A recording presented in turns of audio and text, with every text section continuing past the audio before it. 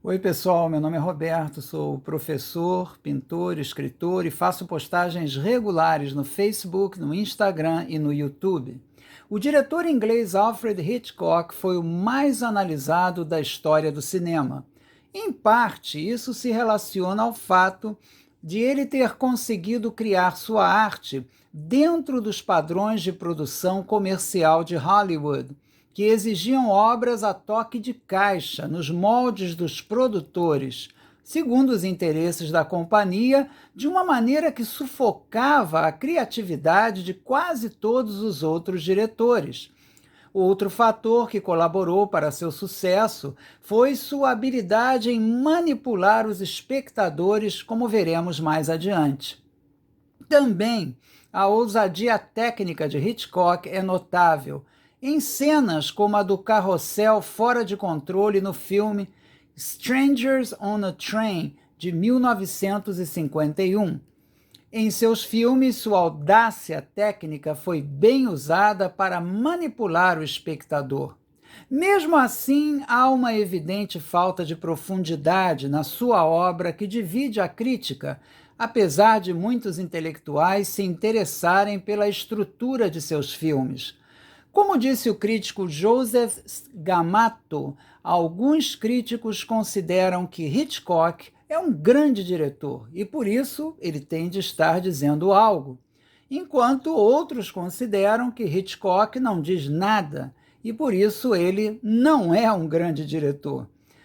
Quando no filme Vertigo, de 1958, por exemplo, o personagem interpretado pelo ator James Stewart, que se sente culpado pela morte da amada, obriga a personagem interpretada pela atriz Kim Novak a se parecer com a imagem da mulher que ele supostamente perdeu, temos aí uma perfeita analogia à obra de Hitchcock.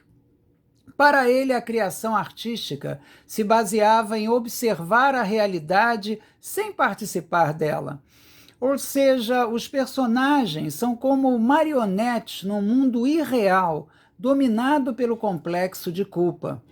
Por exemplo, nesse filme, Vertigo, Hitchcock retoma o tema que ele já havia explorado antes da relação entre o criador e a criação, no domínio do amor e da sexualidade, enfocando um homem romântico que persegue a imagem de uma mulher. A dinâmica de perseguição, captura e fuga no filme é paralela à luta do artista com seu trabalho. O olhar extasiado do homem diante da imagem da mulher que ele criou é paralelo à posição do espectador diante da tela do cinema.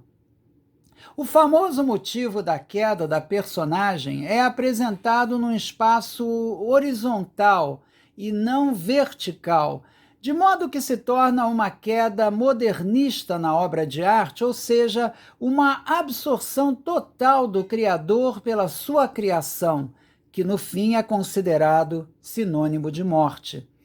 De fato, a sombra da freira no mesmo filme, subindo a escada, numa das cenas, assusta a personagem, sugerindo a acusação de sua consciência por ela ter participado num crime.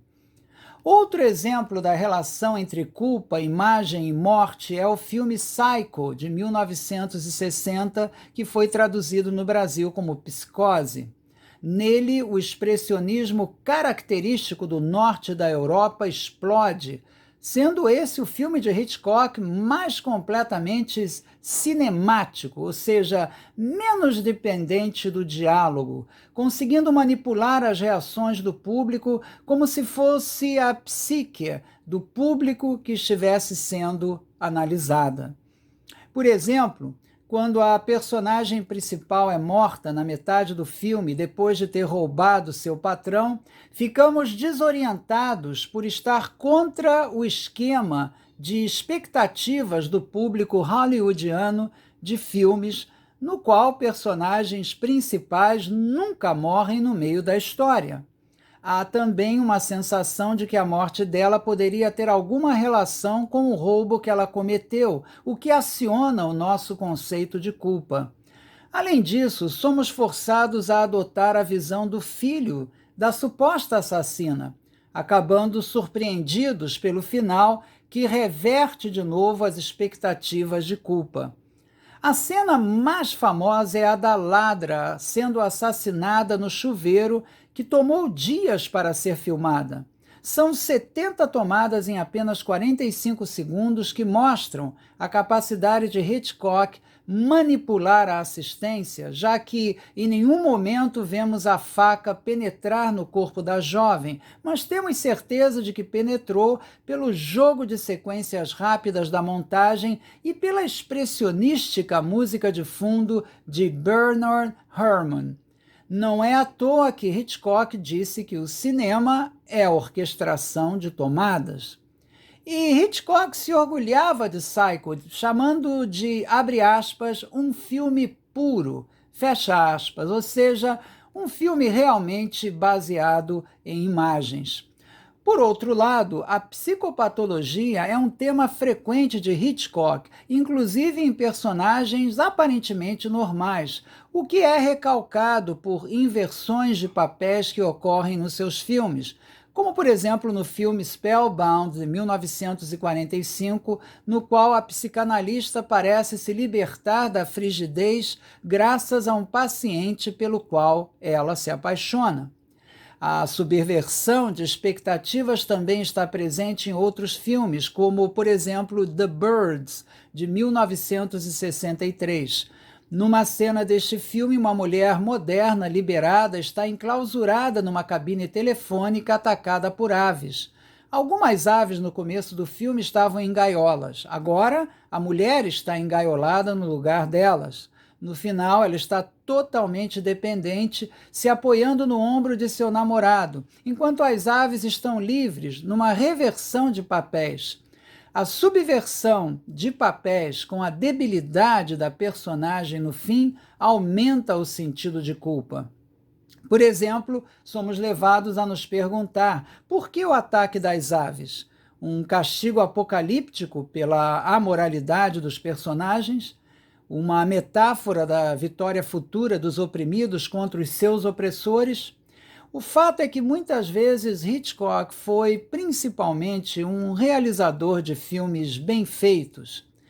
Na realidade, nos seus melhores momentos, enfocando personagens desajustados ou apenas aparentemente bem ajustados, Hitchcock é um notável exemplo de domínio diretorial de filme e de público. Ele entendeu que a fronteira entre a percepção e o sentimento no espectador pode ser manipulada pelo diretor. Ela pode ser mantida, rompida, acelerada ou retardada para o espectador sentir o que o diretor quer que ele sinta. Fazendo isso, ele criou um cinema que, de modo algum, possui, por exemplo, a profundidade humanística de um filme de Satyajit Ray ou de um filme de Kenji Mizoguchi, cujas obras eu abordei em outros programas. Ao contrário desses mestres do cinema mundial, a obra de Hitchcock é uma obra que se propõe principalmente a explorar as possibilidades manipulativas do cinema.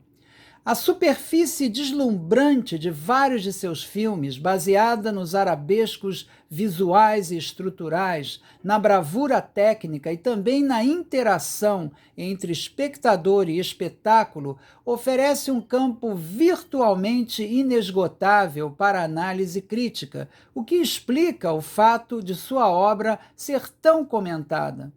Mas, na realidade, como eu mencionei, seus personagens não são exatamente personagens. São elementos conflituosos num universo dominado pelo complexo de culpa, numa obra maravilhosamente construída mais na aparência que no conteúdo. Sobre esta base, Hitchcock edificou sua arte. Bem, eu espero que tenham gostado. As informações sobre livros de arte que eu publiquei estão na descrição desse vídeo abaixo. Muito obrigado pela atenção, muita paz para vocês. Até a próxima.